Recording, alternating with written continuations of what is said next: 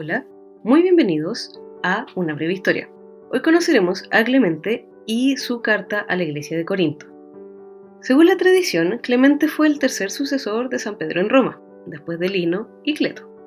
Este padre apostólico, según la tradición católica romana, fue también papa de la iglesia católica. Conoció a los apóstoles y es considerado mártir. Se cree que nació en el año 35 y murió en el 99 después de Cristo.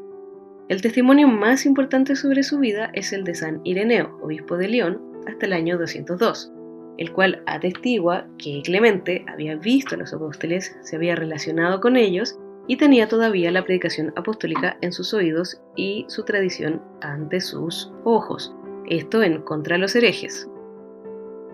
Su única obra segura es la carta a los Corintios.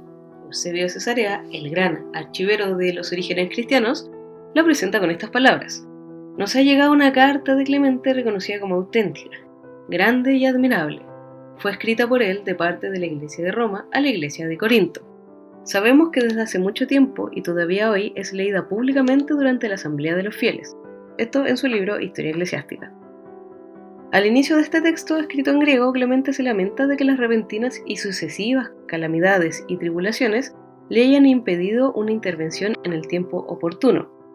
Estas adversidades se identifican con la persecución de Domiciano, por eso la fecha de composición de la carta se debe remontar a un tiempo inmediatamente posterior a la muerte del emperador y al final de la persecución, es decir, después del año 96.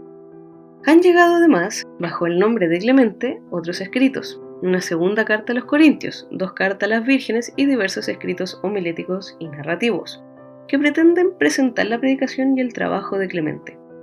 Pero todos estos escritos, de carácter y valor muy desigual, no pueden ser considerados como auténticos y pertenecen a diversas épocas posteriores. ¿Qué estaba pasando en Corinto? La comunidad de Corinto había dado grandes motivos de alegría por su florecimiento, fruto de la predicación del apóstol Pablo, pero de la misma forma tuvo sus sombras contra las que el propio apóstol tuvo que reaccionar. Posteriormente, habría más dificultades a las que hubo de enfrentarse Clemente. Se envió esta carta por mediación de Claudio, Éfebo, Valerio y Fortunato. En ella propone la caridad fraterna como el único remedio para salvar las divisiones y poder alcanzar la unidad entre todos. Veamos entonces qué dice la carta de Clemente. Su carta a los Corintios era tan apreciada que, como hemos dicho, en los tiempos de Eusebio de Cesarea, nos dice que se seguía leyendo en las reuniones litúrgicas de algunas iglesias. El suceso que la motivó es muy interesante en sí mismo. En Corinto, la comunidad había depuesto a los presbíteros y el obispo de Roma, al parecer sin ser solicitado, interviene para corregir el abuso, con unas expresiones que parecen ir más allá de la normal solicitud de unas iglesias por otras, y que se comprenden mejor desde la influencia que tenía la sede romana. Después de los textos del Nuevo Testamento, dentro de la carta, se contiene la oración más antigua por las instituciones políticas. Así, tras la persecución, los cristianos, aunque sabían que continuarían, no dejaban de orar por las mismas autoridades que los habían condenado injustamente. El motivo es, ante todo, de carácter cristológico. Se debe orar por los perseguidores, como hizo Jesús en la cruz. Al orar por las autoridades, Clemente reconoce la legitimidad de las instituciones políticas en el orden establecido por Dios. Al mismo tiempo manifiesta la preocupación porque las autoridades sean dóciles también a Dios. El contexto inmediato de la carta, es decir, el año 96, es aún más fascinante, pues el emperador Domiciano fue asesinado y el Senado romano instaura al venerable Nerva como emperador ese mismo día. Analicemos entonces a Domiciano, un emperador con luces y sombras. En su obra Vida de los 12 Césares, Suetonio afirmó que Domiciano no era malvado para empezar. Sin embargo, la avaricia y el miedo a ser asesinado lo hicieron cruel. El historiador Dion Casio, en su Historia Romana, dijo que el emperador fue audaz y rápido para enojarse. Era traicionero además de reservado, no sintiendo afecto por nadie, excepto por las mujeres. Domiciano dedicó gran parte de su vida en exaltar a la dinastía Flavia y el legado de su padre Vespasiano y su hermano Tito. lo que dejó para el futuro el enorme busto dedicado a Tito que puede ser visto en una de las salas y el templo dedicado a su dinastía, que terminó con su muerte sin descendencia. Asimismo construyó importantes edificios, como el Foro de Nerva, terminado por su sucesor, que da nombre al penúltimo de los foros imperiales construidos, así como otros edificios públicos que marcaron el paisaje urbano de la Roma actual, motivo por el que se le considera un destacado urbanista.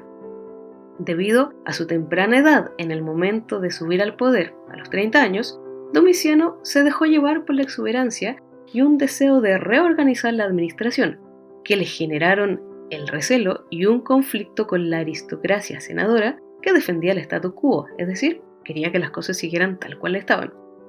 Domiciano era extremadamente vanidoso y muy consciente del hecho de ser calvo. Al progresar su reinado e incrementar las presiones de gobernar, su paranoia se apoderó de él. Para pagar sus extravagancias, endureció el impuesto a los judíos, promulgado por su padre, confiscó las fortunas de senadores y romanos adinerados. Su paranoia incluso se extendió a su esposa, Domicia Longina. La acusó de adulterio y planeó condenarla a muerte, una práctica común en el momento. Domicia había estado casada con un senador, Helio Lamia, el cual fue convencido de divorciarse de ella para que se pudiera casar con Domiciano.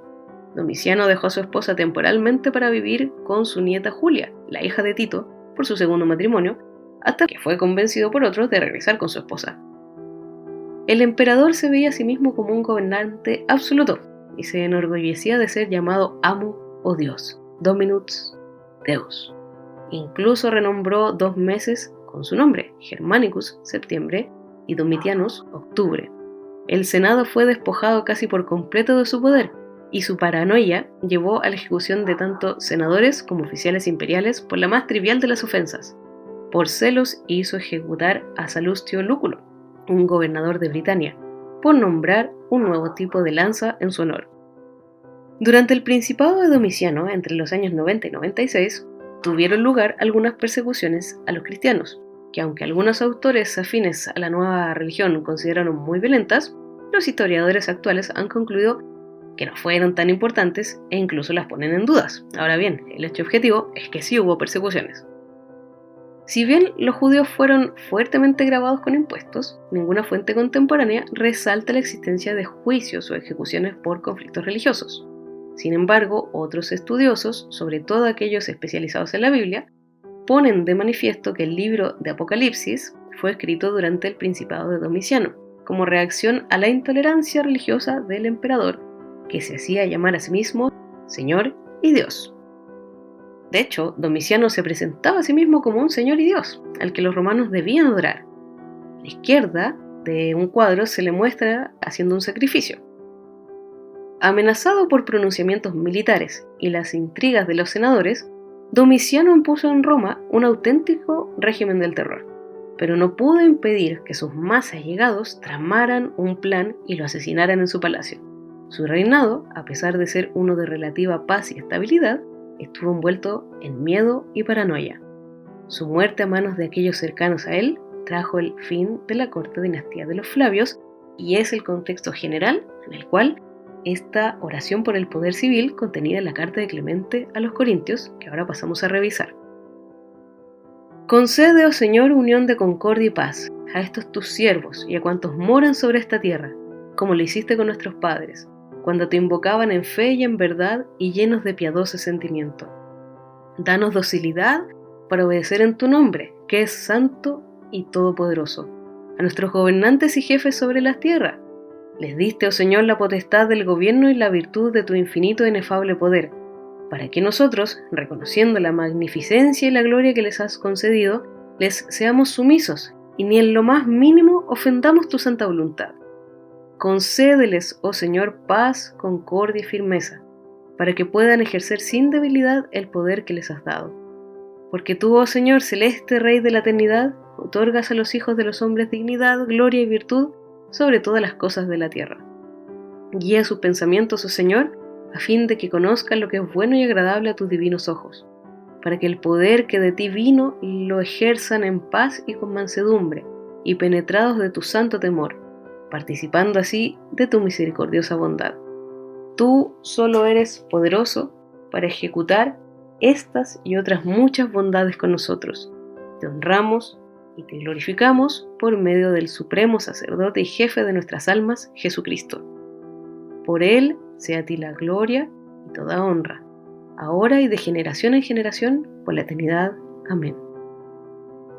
Luego siguen algunas otras ideas y Clemente finaliza su carta con la siguiente exhortación. Finalmente, que el Dios omnisciente, Señor de los espíritus y toda carne, que escogió al Señor Jesucristo y a nosotros por medio de Él como un pueblo peculiar, conceda a cada alma que se llama según su santo y excelente nombre, fe, temor, paz, paciencia, longanimidad, templanza, castidad y sobriedad, para que podáis agradarle en su nombre por medio de nuestro sumo sacerdote y guardián Jesucristo, a través del cual sea a Él la gloria y majestad, la potencia y el honor, ahora y para siempre jamás. Amén.